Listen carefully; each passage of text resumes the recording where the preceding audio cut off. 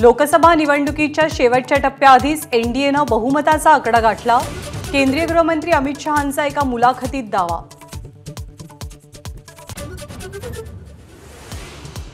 महाराष्ट्रात आमची शिवसेनेसोबत युतीमध्ये सारं काही आलबेल। उद्धव ठाकरेंसोबत युती करण्याच्या प्रश्नावर शहांचं उत्तर।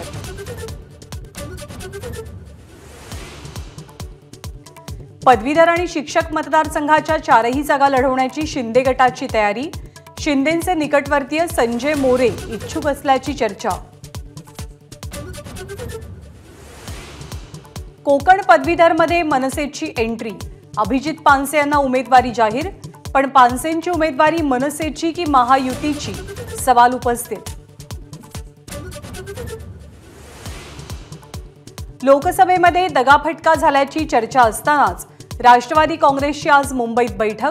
अजित पवार, प्रफुल्ल पटेल, सुनील तटकरेंसह राष्ट्रवादीचे कॅबिनेट मंत्री आणि आमदारांची उपस्थिती।